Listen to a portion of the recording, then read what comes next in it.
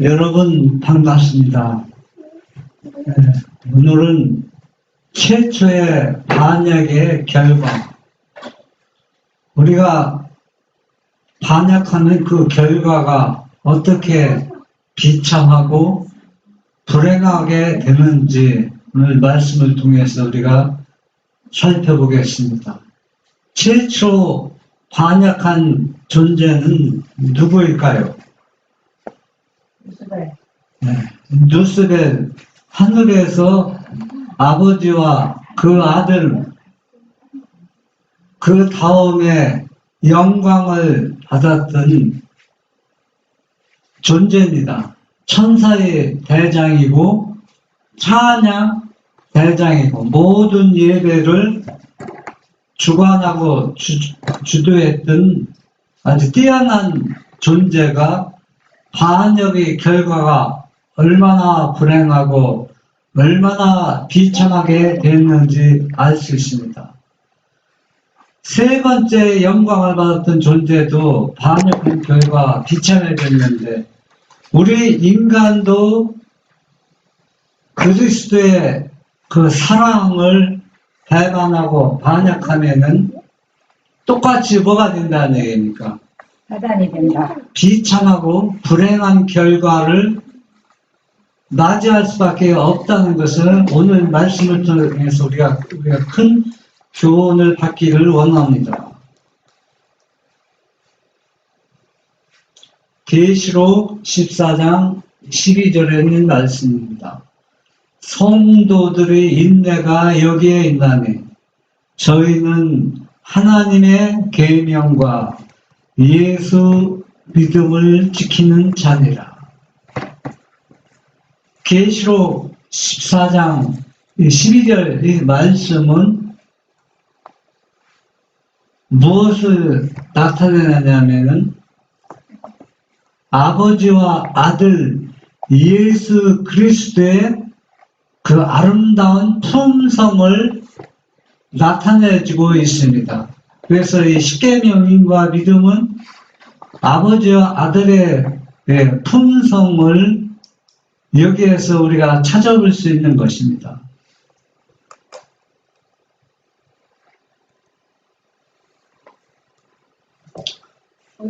창세기 3장 3절에 있는 말씀인데, 동산 중앙에 있는 나무의 실과는 하나님의 말씀에 너희는 먹지도 말고 만지지도 말라 너희가 죽을까 하노라 하시니라. 창세기 3장 이 3절 말씀과 계시록 14장 12절 말씀은 같은 맥락의 말씀입니다. 이것도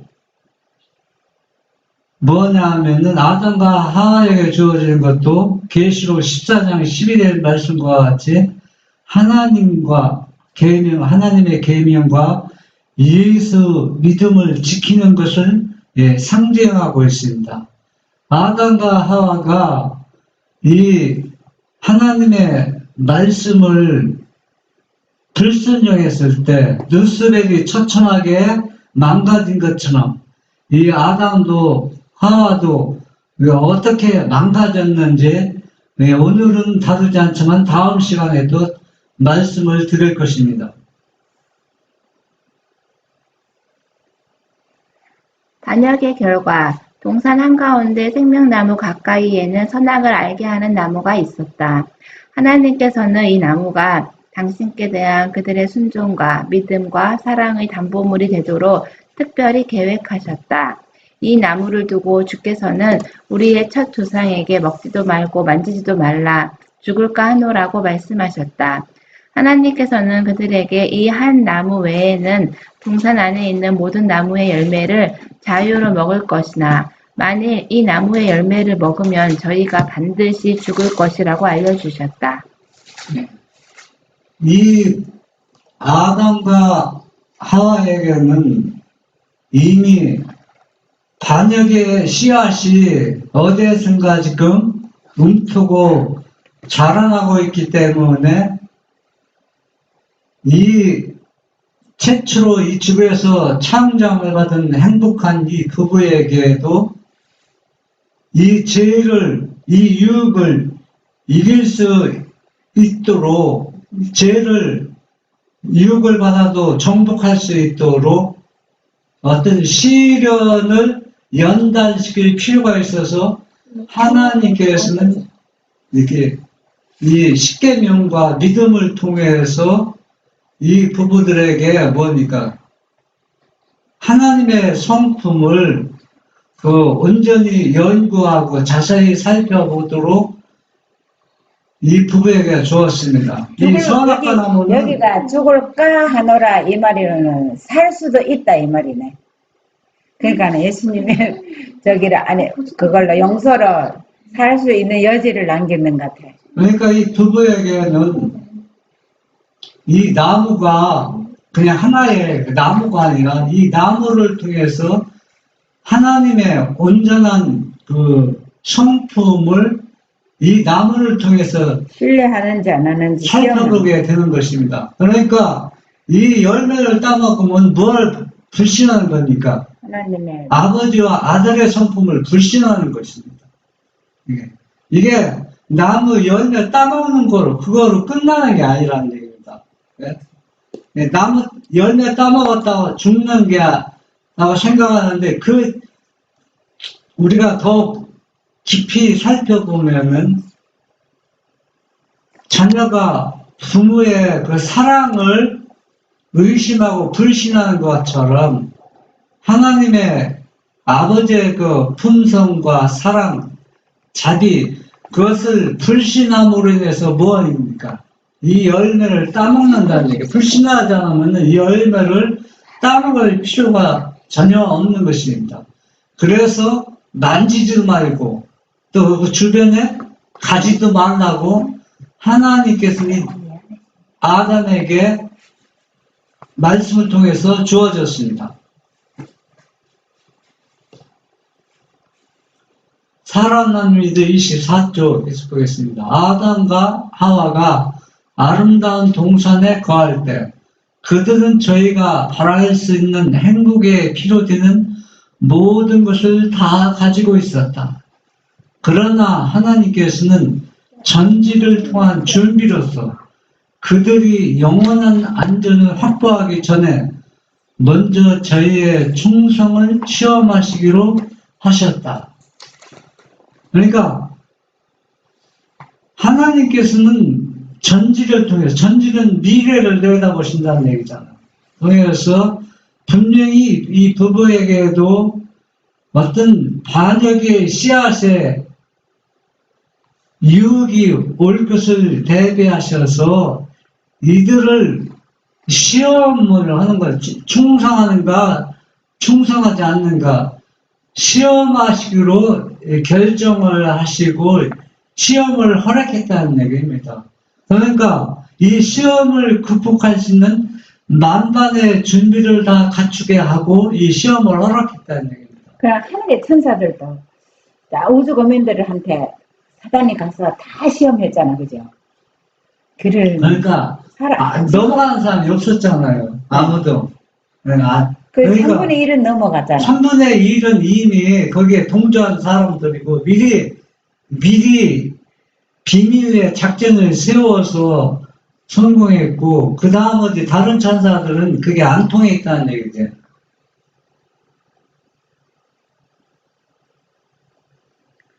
사단은 자기의 상태가 일변한 것을 보고 놀랐다. 그의 행복은 사라졌다. 그는 전에는 매우 행복하였으나 이제는 자기와 함께 하늘에서 쫓겨내려온 천사들을 바라보았다.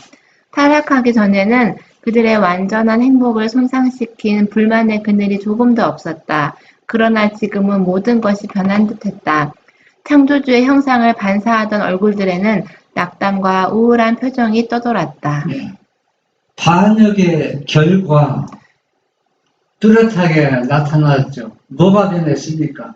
얼굴빛이 자기의 상태가 전에는 반역하기 전에는 모든 것이 어때? 생활에 활력이 넘치고 즐겁고 또 아버지와 아들을 찬양하는 것이 최고의 기쁨과 즐거움이었는데 그런 행복들은 완전히 사라졌습니다. 그리고 이제 자기가 처음에 불만을 싸게 터서 불만을 터뜨렸던 것을 이런 마음으로 다른 천사들 이렇게 했는데 그 자기 말에 유혹에 넘어간 천사들이 이제 자기가 하나님을 불평한 것처럼 자기에 대해서 불평하는 겁니다. 한번 생각해 보세요. 천부이라는 천사가 적은 숫자입니까? 어마어마한 숫자가 다 누구를 불평하는 겁니까? 하나님. 자신을 불평하는 겁니다. 자신에게도. 하나님만 원망하고 불평하는 것이 아니라 완전히 행복은 완전히 사라져 버린 겁니다. 전의 모습은 전혀 찾아볼 수가 있습니다. 전에는 그들의 모습에서 창조주의 얼굴, 그 형상을 반사했기 때문에 행복했는데 창조주의 형상이 완전히 반역의 결과로 사라져 버리니까 낙담과 우울한 그런 마음으로 다 모든 다 반역한 천사들과 그 사단이 그렇게 변했다는 얘기입니다.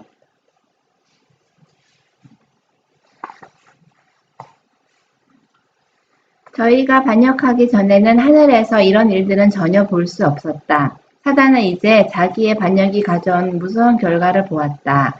그는 장차 다가올 일들과 그 종말을 생각하고 두려움에 떨었다.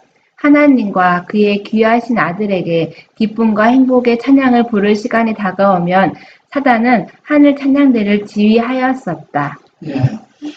이 천사들이 행복에 넘치고 즐거웠던 것은 하나님과 그 귀하신 그 아들에게 영광을 돌리고 그를 경배하고 찬양을 부르면은 찬양할 시간이 되면은 최고의 행복과 즐거움을 느끼는 것입니다. 그러니까 이들이 타락하기 전에도 이 천사들에게는 누가 임한 겁니까? 하나님이 아들 그 귀하신 분이 능력이 함께 임했다는 얘기입니다. 네? 그래서 그 능력을 통해 이들이 기쁘고 행복했는데 죄를 딱 짓고 반역을 하니까 그게 뭐 다 어때요?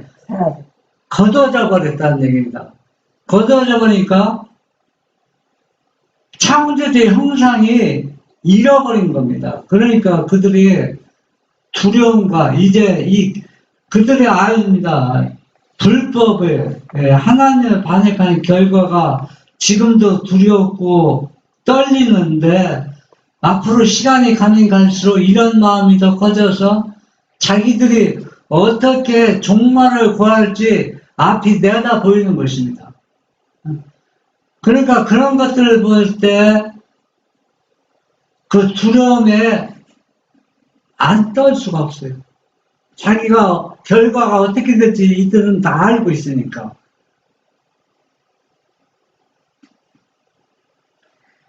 사람들 24조 그가 먼저 곡주를 시작하면 모든 천사의 무리가 그와 연합하여 하나님과 그 사랑하는 아들을 존경하는 찬양을 불렀고 제가 왜 자꾸 이 아버지와 아들을 자꾸 강조하느냐면은 복음이 이게 복음입니다. 예. 이것 때문에 뭘 느껴요? 이 천사도 타락하기 전에도 행복과 즐거움을 느꼈습니다. 왜? 그분들의 품성과 자비가 얼마나 놀라운 것인지 그들의 눈으로 직접 보고 듣고 경험했다는 얘기입니다. 그러니까 이 귀하신 특히 이 아버지가 아들을 사랑하는 것처럼 이 천사들도 이 누스벨이 타락하기 전에 제일 먼저 시작하는 겁니다. 무리를 연합하고 노래를 제일 먼저 시작하면 그 나머지 천사들한테 다 따라서 이 찬양대장을 따라서 찬양을 부르는데 누구를? 하나님과 아버지와 아들, 하나님과 그 아들을 그냥 부르는 게 아니라 어떤 마음으로? 존경하는 마음. 존경한다는 그들의 행복이 얼마나 넘쳐나는 겁니다. 그러한 심령으로 찬양을 불렀다는 얘기입니다. 이들이 반역하기 전에는. 그 영화로운 음악 소리는 온 하늘에 울려 퍼졌다. 그러나 지금은 그 아름다운 음악 소리 대신에 불평하고 원망하는 소리가 큰 반역의 지도자의 귀에 들리는 것입니다. 이제는 그 행복하고 아름답게 찬양하던 천사의 무리들이 이제 사단 자신에게 뭐가 들려오는가? 불평하는 소리가 계속 들리는 것입니다. 그런데 그는 지금 어디에 있는가? 그 행복했던 찬양을 불렀던 그 존재는 지금 어디에 있는가? 이 모든 것은 무서운 악몽이 아닌가? 차라리 악몽은 지나가면 괜찮잖아. 꿈이었으면 지나가면 괜찮은데 이건 현실이라는 얘기입니다. 이 모든 것은 무서운 악몽이 아닌가? 그는 하늘에서 내어 쫓겼는가? 안 들려.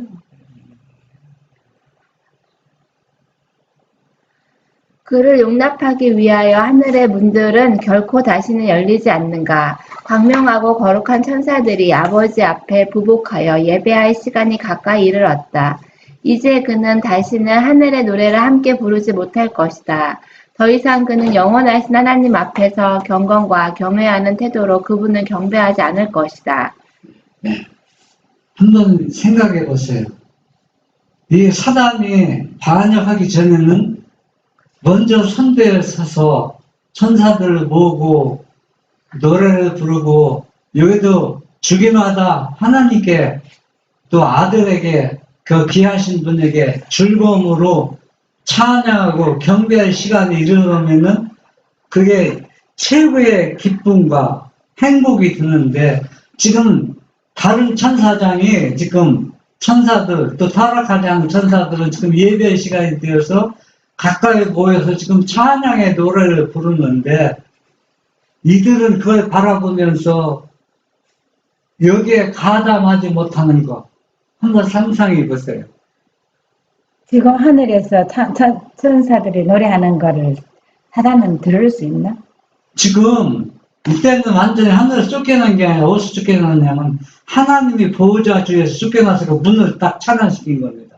그 문을 열고 들어가야 그 찬양하고 뭐하는 거 볼 수 있는데 문을 딱 닫았어. 차단해서 못 들어가는 겁니다. 그러니까 밖에서는 왔다 갔다 할 수 있잖아요. 근데 지금 이 땅에서는 이 땅에서도 왔다 갔다 하고 뭐 하늘에도 사단이 이 땅에서는 자기가 경배를 받고 찬양을 받고 있네. 이제 그게 나옵니다. 하늘에서 사령관 되는 것과 하늘 밖에서 사령관 되는 거 얼마나 큰 차이가 있는가. 그가 이 지구에서 사령관이잖아요. 예? 그러니까 하늘에서 사령관 되었을 때 너무 행복하고 얼굴에 뭐가 창조주의 영광이 흘렀는데 이제는 그 영광을 저희가 낙담과 우울한 표정 그런 표정만 보이잖아요. 순결하고 진실하고 충성스럽던 그때로 되돌아갈 수만 있었다면 사단은 기쁜 마음으로 그의 주장을 포기하려 할 것이다. 그러나 그는 잃어버린 바 되었다. 그는 자기의 참남된 반역 행위 때문에 구원받을 수 없는 지경에 이르고 말았다. 그뿐 아니라 그는 다른 천사들을 충동하여 반역에 가담시켜서 그와 똑같은 상태에 빠지게 하였다. 네. 여러분이 하도 막 배고플 때 먹을 것만 있으면 얼마나 좋겠어요. 먹는 게 최고잖아요. 그때는 배고플 때는.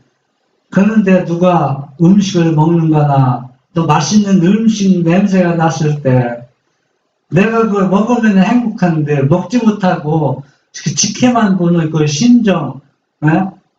그래 여러분 그런 경험 해본 적이 있어요? 달라가면 되지. 예? 그런데 이 타락한 천사들과 사단은 하늘에서 예배 드릴 때 아주 기쁘고 행복에 넘치고 즐거움으로 마음껏 찬양하고 경배 드려서 행복을 만끽하고 있는데 이들은 거기에 가담하지 못하고 있는데 왜 이들이 그렇게 완전히 잃어버린 바 되었는가? 우리가 생각할 때, 나 잘못했습니다. 다시는 안 그러겠습니다. 진정으로 회개하고 돌아갈 수 드는데, 여기에는 뭐예요? 이미 돌아갈 길이 완전히 잃어버린 바 되었다 했습니다. 왜 잃어버린 바 되었느냐? 이들이 반역 행위는 무엇 때문에? 그 반역 행위 때문에 구원받을 수 없는 지경에 이르고 말았다고 했습니다. 이 얘기가 여러분 이해가 안 되죠? 이제 나가면 이해가 이제 되는 말이 나오는데, 여러분 유다가 반역했을 때와 똑같은 심정입니다. 예수님이 유다를 돌이키려고 얼마나 안 해본 것이 뭐였습니까? 한번 생각해 보세요. 해볼 것 다 해봤습니다. 해볼 것 다 해봤는데 유다도 자기 결말, 사단이 자기 결말이 어떻게 될 것을 보고 두려워 떨었다 했잖아요. 유다도 자기 결과가 어떤 일, 어떤 재앙과 어떤 일이 어려움이 닥칠지 알고서 후회했지, 자기가 진정으로 잘못했다고 회개의 심정은 그 마음속에 일어나지 않았다는 얘기입니다. 사단도 그런 심정이라는 얘기입니다. 쉽게 표현하면. 그러니까 돌아갈 수 없는 지경에 이르렀다는 얘기가 그렇게 표현하고 있는 겁니다. 이 천사들은 사단이 그들에게 더 고상하고 큰 자유를 누릴 수 있다고 충동하기 전까지는 하나님의 뜻에 대해 의심을 품거나 하나님의 율법에 순종을 거절한 일이 없었다. 이것이 사단이 그들을 속이는데 사용한 궤변이었다. 사단에게는 그가 기꺼이 면제받고 싶어하는 책임이 놓여 있었다. 사단은 그러니까 속여서 이들을 유혹해서 넘어갔습니다. 넘어갔는데 결국 뭐냐? 사단은 이들이 동의했기 때문에, 선택했기 때문에 이 유혹에 넘어간 것이지 내가 이들을 뭐 죄를 짓게 한 것이 아니다. 그래서 자기는 책임이 별로 없다는 겁니다. 그러니까 책임이 별로 없다. 그런데 결국 그게 사단이 뭡니까? 계획이라는 얘기입니다. 속임수라는 얘기입니다. 이 계획과 속임수는 계속 반복되고 있다는 얘기입니다. 사단은 루스벨 한 사람을 말하는 거예요. 네, 사단은 루스벨 한 사람을 말하는 거예요.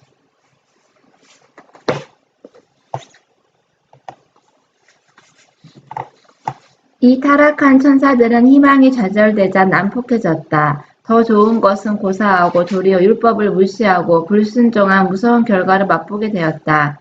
이 불행한 존재들은 영원토록 그리스도의 자비로운 통치 아래 있지 못하게 되었다. 더 이상 그들의 마음은 그리스도의 임재가 그들의 마음속에 항상 불러일으킨 깊고 참된 사랑과 평화와 기쁨으로 분기되어 즐거운 마음으로 하는 순종과 경건한 존경을 그분께 되돌려 드리지 못할 것이다. 지금 이들이 큰 착각한 건 뭐냐? 이들이 타락하기 전에 누구가 임재가 계속 있었어요. 그리스도의 임재가 있었습니다. 그래서 행복이 있었던 것입니다. 물론 뛰어나게 능력 있게 창조되었지만은 그 능력 있게 창조된 해도 계속 누구의 임재가, 그리스도의 임재가 있기 때문에 그들이 행복했고 또 즐거웠던 것입니다. 아담과 하와도 타락하기 전에도 누구의 임재가 계속 있었어요. 하나님의 임재가 있었기 때문에 그들이 행복했던 거죠. 그런데 죄를 짓고 반역한 결과 그분의 임재가 떠나면은 아무리 뛰어난 존재라 할지라도 피조물은 뭘 느낄 수밖에 없어요. 불행하고 비참해질 수밖에 없다는 얘기입니다. 이들이 율법을 무시하고 불순종한 그 무서운 결과가 어떻게 자기 자신이 지금 뼈저리게 뭘 하고 있어요? 경험하고 있습니다. 이제 희망이 완전히 다 좌절되자 사단뿐이 아니라 그 동조했던 악한 천사들이 더 어떻게 되는 겁니까? 더 난폭해지는 겁니다.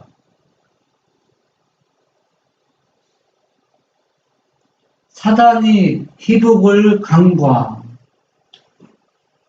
사단이 지금 이제 작전을 세우는 겁니다. 어떤 작전을 세우냐 하면은 이제는 자기 자신이 너무 비참해지고 불행해지는데 자기 자신이 옛날에 그 행복을 찾을 수 있는 방들을 얼마나 생각했겠어요. 그게 뭔지 아세요? 아담과 하와를 유혹해서 그들을 넘어뜨리면은 그들에게 뭐가 이미 준비되어 있어요. 그들을 구원할 수 있는 대안이 준비되어 있기 때문에 혹시나 자기들도 구원받을 수 있는, 받을 수 있는 대안이 준비되지 않을까 하는 막연한 희망을 걸고 지금 이들 부부를 유혹하는 겁니다. 자, 어떻게 보면 어처구니 없죠. 네? 그래서 이 유혹에 실패할지라도 또 이 유혹에 그런데 아담 하와를 반역하게 해갖고 계속 예수님을 받아들이지 않고 반역하도록 하는데 구원의 길을 거기에서 그럼 자기도 그러면 그거를 반역을 건둬야지. 그러니까 하나님의 성품을 그 오해해서 그 자비 그 심을 충분히 그 영광의 그룹이었던 그들도 하나님의 성품을 완전히 이해하지 못했기 때문에 반역한 거잖아요. 그리스도와 면담을 간청해갖고 네. 저기서 사단은 자기가 행한 일을 보고 벌벌 떨었다. 자기가 행한 일이 엄청난 일이라는 걸 그렇게 그 존재도 떨었다는 얘기입니다. 이거는 지금 사단 누스벨 그 반역자 누스벨이 얼마나 떨었을까요? 그러면 그 부하들은 뭐 말할 것도 없죠. 다른 악한 천사들은. 그는 과거와 현재와 미래의 계획을 생각하면서 홀로 있었다. 지금 작전을 꾸미는데 과거는 자기 행복했던 것, 그 행복을 찾을 수 있는 길이 없는가? 또 현재는 우리가 어떻게 일을 해 나가나, 미래는 어떻게 일을 할 것인가 하면서 홀로 생각하고 있었어, 홀로. 그의 거대한 치부는 마치 큰 폭풍에 흔들렸다. 이 얼마나 떨었으면은 그 덩치가 큰, 근육이 갖고 보니까 그림이지만은 아주 튼튼하게 아주 힘이 세게 생겼잖아요. 그런 존재도 흔들려 떴는데 하늘에서 한 천사가 그리로 지나가고 있었다. 사단은 그를 불러 그리스도와의 면담을 간청하였다. 이 간청은 수락되었다. 허락되었다. 이제 예수님과의 면담이 허락되어서 이제 만나서 이제 면담을 나눴겠죠. 그때 그는 하나님의 아들에게 자기는 자기의 반역을 후회하고 다시금 하나님의 은총받기를 원한다고 말했다. 그는 하나님께서 이전에 자기에게 주셨던 지위를 되찾고 하나님의 지혜로우신 명령을 기꺼이 순종하려고 하였다. 그리스도는 사단이 고민하는 모습을 보고 우셨다. 예수님이 한번 보세요. 그 품성이 어떠한가? 이 반역자를 보면 우리는 어땠어요? 분노와 막 그 일어나죠. 근데 예수님은 이 반역하고 이렇게 불행해서 벌벌 떠는 걸 모습을, 둘러 떠는 모습을 보고 예수님 울었다 했습니다. 예수님이 사단을 만들었는 부모잖아요. 울었다 했어요. 이 모습을 보고 얼마나 가슴이 아프겠어요.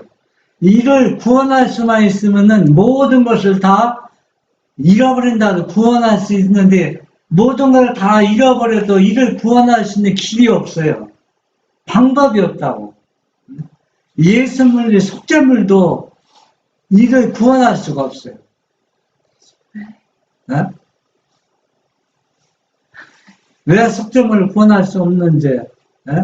유다는 예수님을 왜 끝까지 죄를 해결하지 않고 후회만 하고, 왜 그랬어요? 똑같은 심정이에요. 예수님을 그냥 정말 하나님의 아들로 높게 이렇게 안 받고 자기보다 못하다고 생각했지. 그러니까 유다도 그 죄의 결과가 두려워서 후회인 거고 자살했는데. 사단도 똑같아요. 그 진정으로 자기가 잘못했다는 것을 깨닫고 이해한 게 아니라는 얘기입니다. 그러니까 어떤 것도 이들을 위해서 준비된 것이 없어요. 죄를 해결케 하시는 그 능력, 전능자도 방법이 없다는 얘기예요. 그러니까 예수님이 울었다고 했어요. 울은 겁니다. 얼마나, 여러분 생각해보세요. 자녀가 잘못해서 자녀가 잘못했다면 부모가 기쁜데, 이 자녀가 잘못한 것을 돌이킬 수 없는 지경에 이르면 그 부모 마음이 어떻겠어요?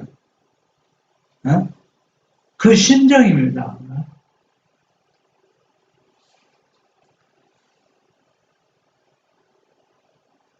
그러나 그를 다시는 하늘에 용납할 수 없다. 하나님의 뜻을 그에게 알려주셨다. 하늘이 위험한 상태에 빠져서는 안 되었다. 왜 위험한 상태에 빠집니까? 그를 다시 받아들이는. 그가 완전히 뭘 버리지 않기 때문에. 반역의 정신을 버리지 않기 때문에 그에게 다시 옛날 그 영광을 되돌려주면은 온 하늘이 또 무화에 빠지는 거예요. 위험에 처해 있는 겁니다. 그러니까 예수님이 가슴에 큰 상처의 못을 박을지언정 이를 받아들일 수가 없는 것입니다. 왜? 온 하늘을 불행하게 만들 수 있으니까. 죄와 반역을 시작한 사단을 하늘에 다시 받아들인다면 온 하늘은 또다시 무엇을 입을 것이다. 손상을 입을 것이다. 반역의 씨앗은 아직도 그의 마음에 있었다. 그는 반역할 만한 아무런 이유도 없었다. 옛날 다시 찬양대장이 되고 천사장이 되어지고 옛날 영광을 되찾기 해준다면 자기가 뭐라고 하겠다. 그렇게 할 테니까 자기를 받아달라고 했지만은 사단은 지금 뭐니까 자기 자신도 그렇게 속고 있는 해준다 거예요. 그랬는데도 안 했잖아. 그렇게 해준다 했나 사단이 지금 버리지 않았잖아요. 그러니까 여기가 자존심이 여러분 생각해야 돼요. 말씀은 방주를 들어라 그렇게 외쳐도 비가 와서 죽는다고도 방주에 안 들어간 이유가 이 사단의 정신을 가진 사람 방주로 절대 안 들어갑니다. 회개하지 않는 사람. 네, 안 들어가요. 왜? 하나님의 품성을 온전히 이해한 사람만 방주에 들어가는 겁니다. 그 불의감을 찾아보게 되는 거고 그거 찾아보는 게 어려워서 못 찾아보는 게 아니라는 얘기입니다.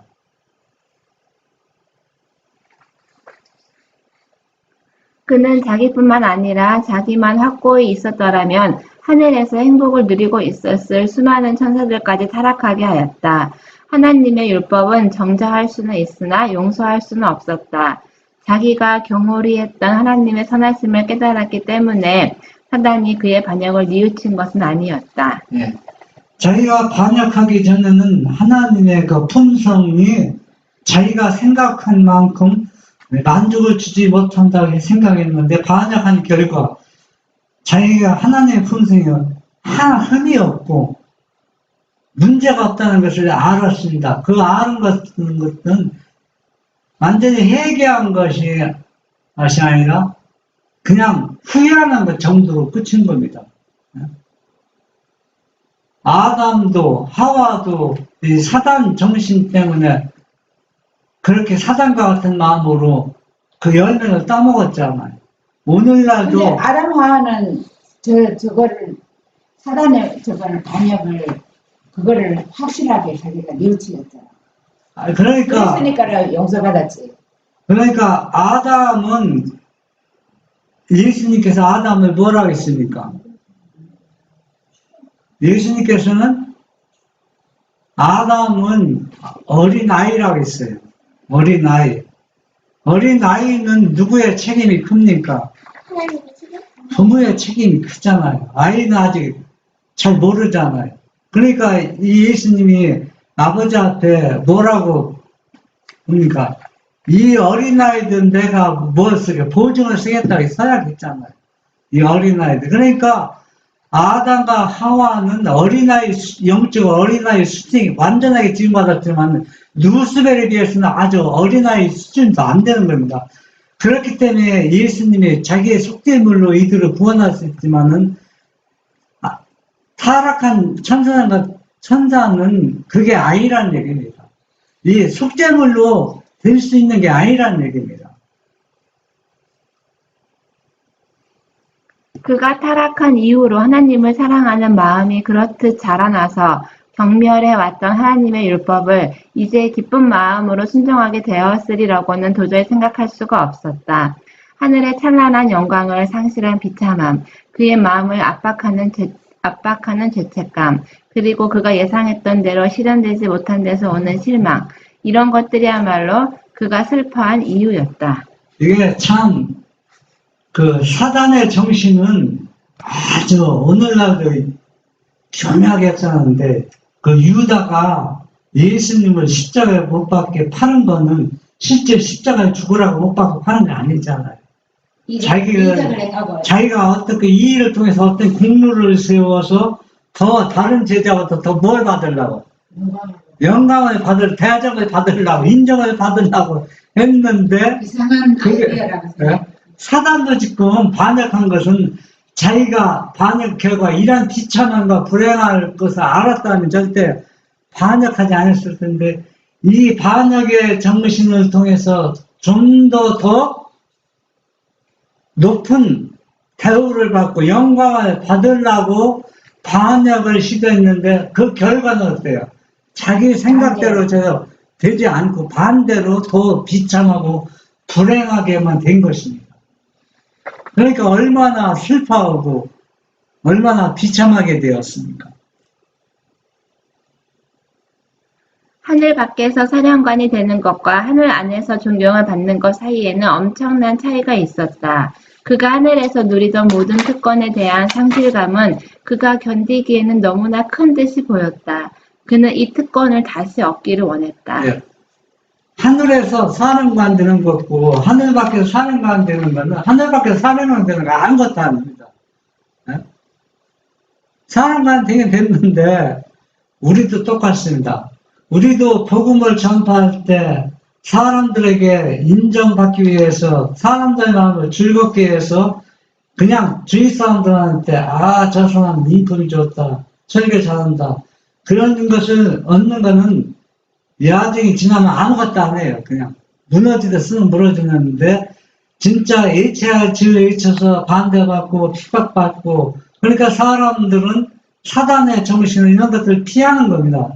피해서 현재 자기가 어떻게 하면 사람들로부터 인정과 영광을 받을까 생각하면서 이 사단의 정신, 반역의 정신은 교묘하게 계속 반복되고 있다는 얘기입니다.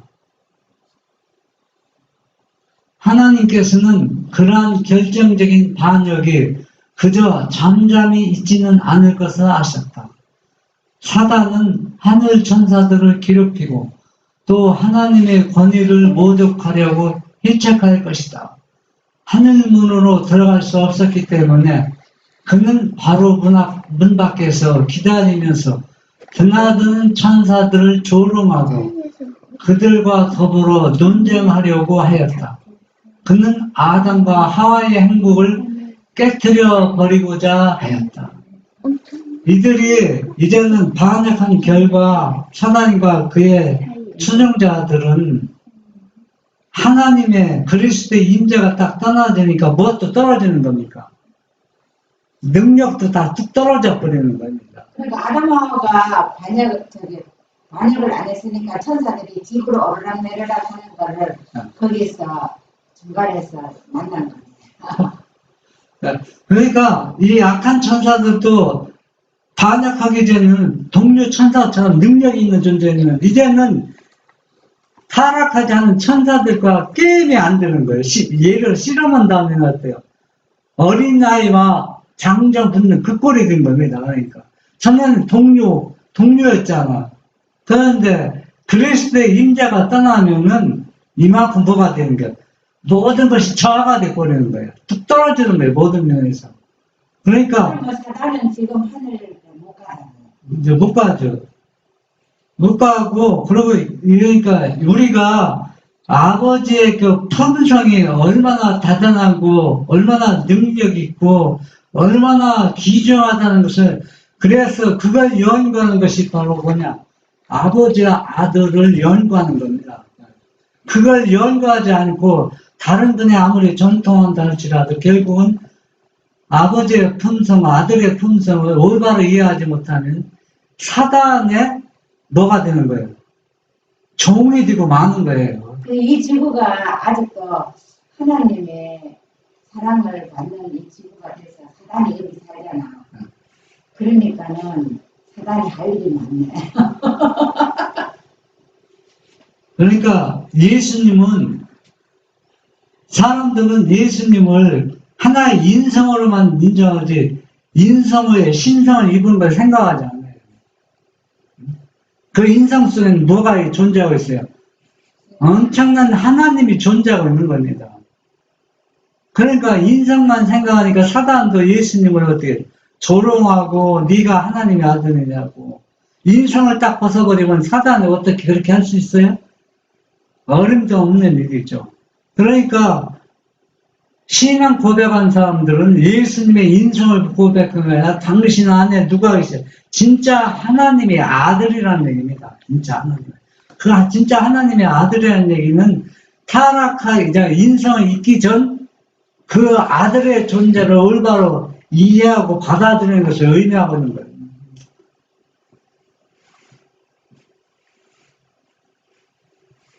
그는 아담과 하와를 꾀어 반역하게 하려고 하였다. 그는 그들을 부추겨 반역하게 하려고 노력할 것이었는데 이는 그렇게 되면 하늘에 슬픔이 있게 되리라는 것을 알기 때문이었다. 이 아담과 하와를 유혹해서 자기의 살 길이 대안이 어떤 거 나오지 않을까 하는 그런 기대도 있으면서 또 그런 기대가 무너진다 할지라도 하늘에는 큰 슬픔이 있을 것을 일어날 것이다.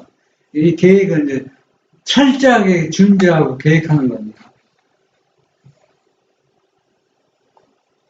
하이주서 이사야 14장 12절 오래 지속된 사단의 반역 어떤 사람의 기록은 하늘 궁정에서 예수 그리스도 다음가는 지위가 주어졌던 그 높은 천사의 기록과 비슷하다. 루스벨은 덮는 그룹으로서 영광으로 둘려 있었다.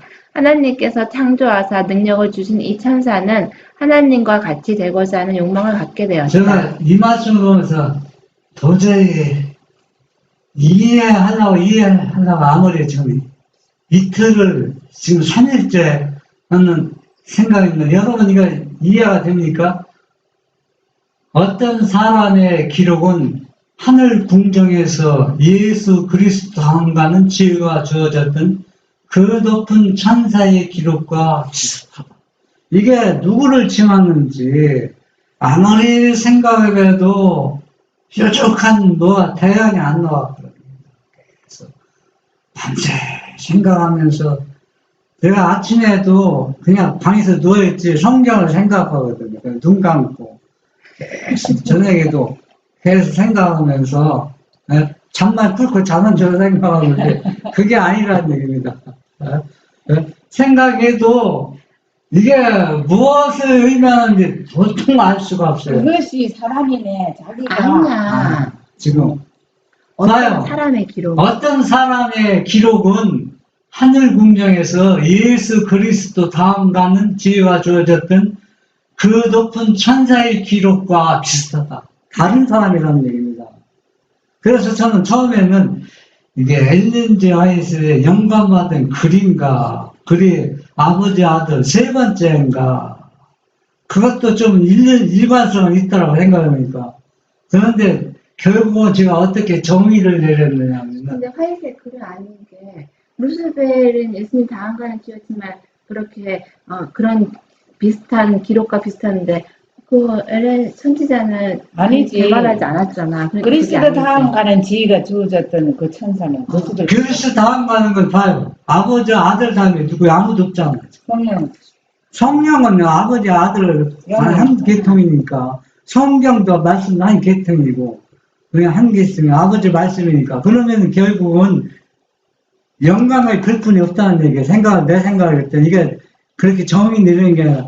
그런데 그렇게 생각해도 조금 문제가 있더라고. 왜 문제가 있느냐. 영감을 그리면 안 되지.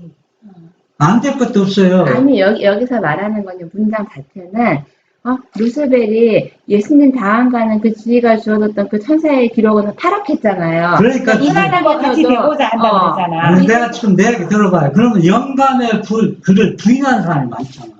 그 부인하는 것을 지금 이야기하는 거란 말이에요. 그러니까 그렇게도 생각해 봤는데 이제 그게 아니라 어떤 생각이냐면 이거는 우리가 정확하게 이게 그렇다고 정의를 내리기도 힘드는데 저는 이렇게 이해하고 있어요.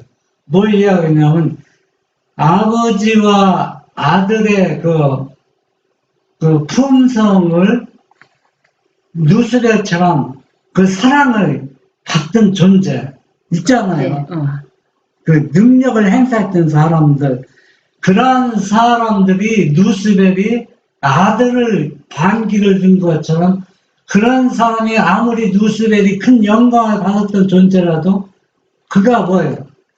비천해지고 멸망하는 것처럼 그것을 표현하는 것 같다는 생각이 들더라고. 그러니까 지금 현재는 아버지와 아들을 완전히 받아들이면서도 영광을 누리는 사람이 있잖아요. 예? 큰 스타가 되고 인정받고 존경받는 사람 많잖아요. 그런 것을 표현할 것이 아닌가 하는 생각이 드는데 저는 뭐 그렇다고 이것이 100%라고 맞다고 생각하지 않습니다. 저는 그렇게 이해하고 있다고 표현하는 것 뿐이죠. 그러니까 이 누스벨 정신이 사단의 정신이 계속 시대마다 역사가 반복되고 있습니다. 그렇게 반대하는 사람이 자기가 하나님 같이 되고자 그런 마음은 아니잖아. 결국은 적그리스도는 뭡니까? 적그리스도는 회개할 수 없는 존재가 이루는 게 적그리스도거든요. 완전히 반역의 결과가 똘똘 묻혀서 다른 대안이 없어요. 그런 사람들에게는. 누스벨도 하나님이 구원 안 하고자 했었겠어요? 그러나 방법이 없어. 대안과 방법이 없으니까 못한 거 아닙니까? 그는 하나님의 정부에 관해서 비판적인 생각을 암시함으로써 동료들 중 몇 명의 동정심을 사게 되었다. 이 악의 씨앗은 대단히 매혹적인 방법으로 뿌려졌고 그것이 싹이 트고 많은 천사들의 마음에 뿌리를 내린 후에 그는 맨 처음 그가 다른 천사들의 마음에 심었던 생각들을 거두어 들여서 그것들을 하늘 정부를 대항하는 다른 천사들의 생각이라고 하면서 천사장 앞에 제시하였다. 이렇게 해서 루스벨은 자신이 고안해낸 아주 영리한 방법으로 하늘에 반역을 들여왔다. 얼마나 이거 문장 여러분 이야기해 보세요. 이거 읽어보고서 이거 이해하면 그러니까 처음에 네. 루스벨이 자기가 천사들한테 내가 하나님보다 더 천사들은 완전한 존재이기 때문에 하나님의 율법을 다 속에 있기 때문에 이거를 율법이 필요 없고 그렇게 이제 이런 존재다 이렇게 해갖고 천사들이 천사들이 생각해갖고 했는데 이거를 갖다가 나중에는 이 천사장한테 자기의 생각이 아니고 천사들한테 도는 생각들이 이거다라고 이렇게 말해요. 그러니까 얼마나 교묘합니까? 그렇죠? 자기가 다 해놓고 다른 천사들이 이 건의가 들어왔기 때문에 나는 이 건의를 어떻게 해요? 실행에 옮긴다는 겁니다. 이 죄가 얼마나 교묘하게 지금도 계속 사단과 같은 정신을 가지고 하나님을 반역하는 사람들이 많이 있다는 얘기입니다.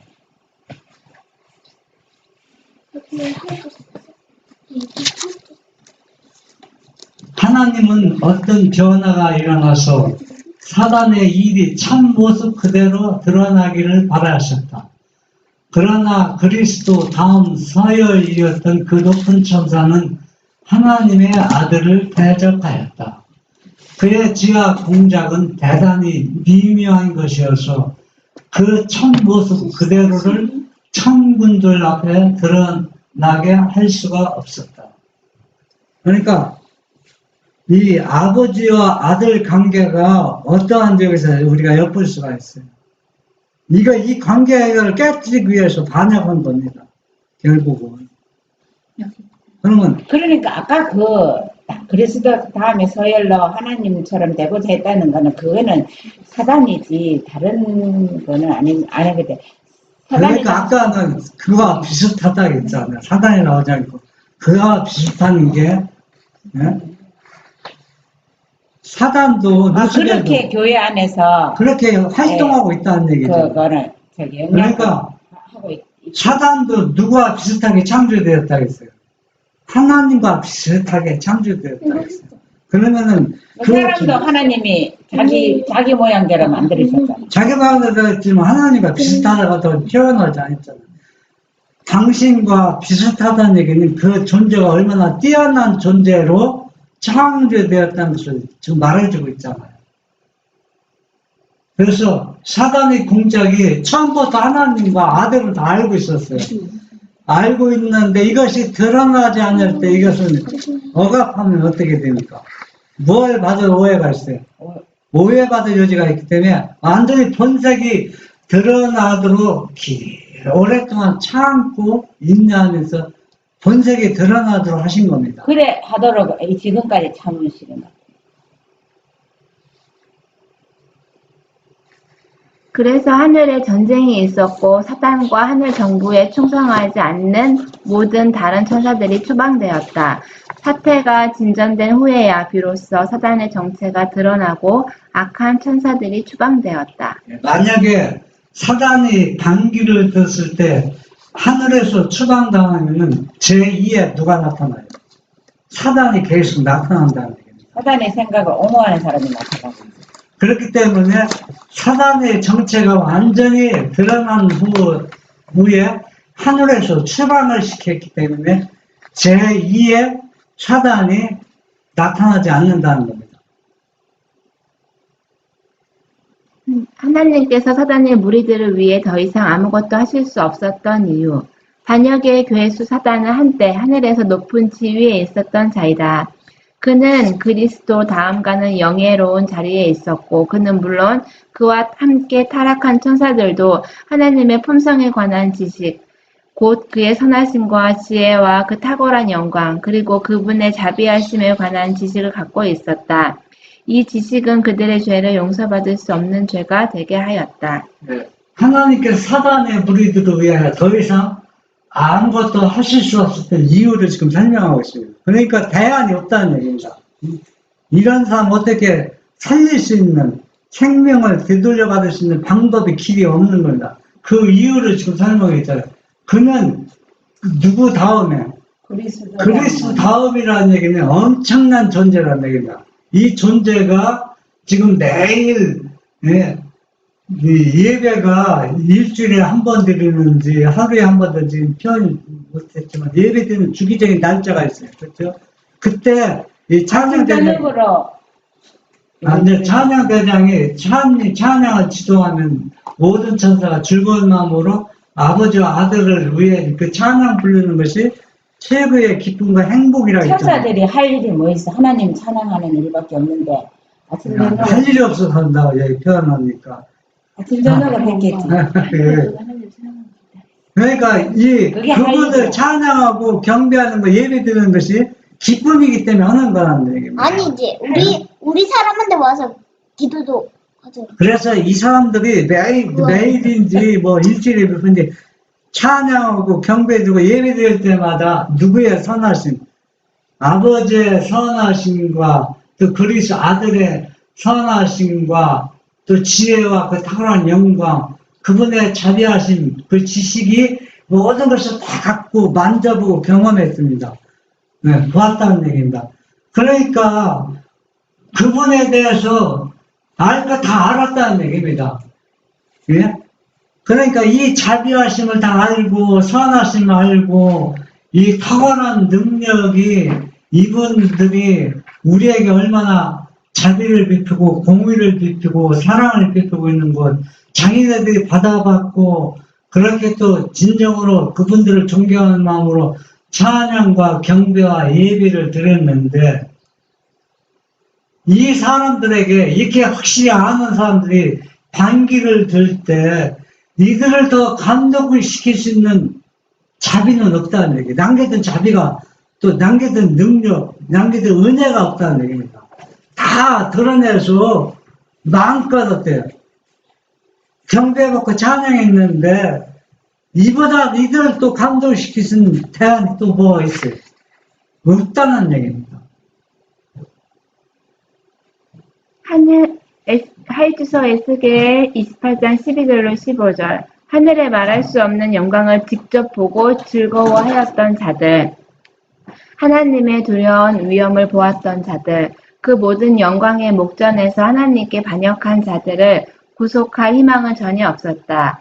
그들이 이미 경험한 것만큼 그들을 깊이 감명시킬 수 있는 놀라운 하나님의 능력의 새로운 현현은 더 없었다. 그만큼 자기네들이 기뻐서 즐거운 마음으로 찬양하고 하나님의 그 품성, 온유하고 자비롭고 그런 것들을 전능자 하는 거 모든 걸 자기가 직접 보고 즐거운 마음으로 예배드렸던 이 사람들이 이런 반역을 가져온 이 사람들을 더 감동을 시킬 수 만한 자비가 어디 있느냐? 없다는 얘기예요. 그러니까 이들은 어때요? 구원할 방법이 없다는 얘기예요. 그러니까 예수님이 울었다 했잖아요. 방법이 있으면 이들 구원하면 얼마나 좋겠어요. 그 방법이 없다는 얘기입니다.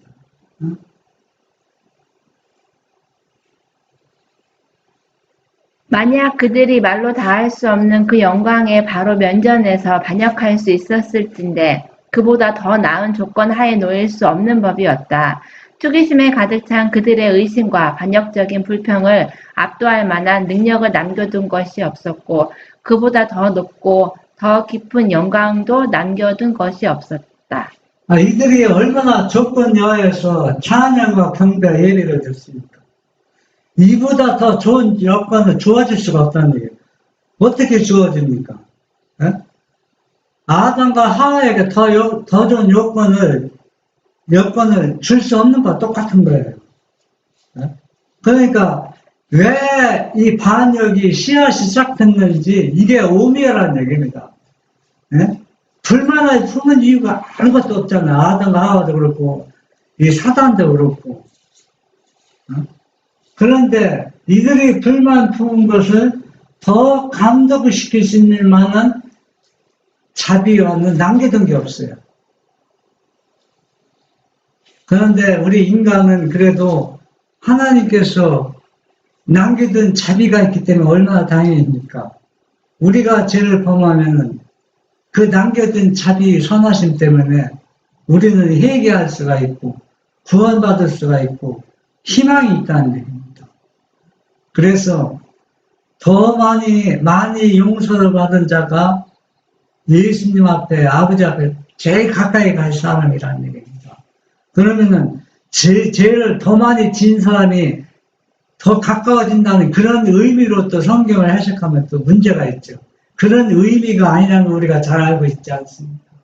그래서 우리는 우리에게 남겨둔 자비와 선하심, 그 능력 때문에 우리가 소망을 갖고 살아갈 수 있다는 것, 우리는 얼마나 행복합니까? 그래서 우리는 반역의 결과가 얼마나 비참하고 또 하나님의 말씀을 불순종하면 사단처럼 얼마나 비참해진다는 것, 불행해진다는 걸 알고 우리는 기쁜 마음으로 예배도 그렇고 찬양도 그렇고 기도도 그렇고 그분을 진짜 존경하는 마음으로 예배드리는 또 찬양하는 우리 모두가 되기를 바랍니다. 아멘.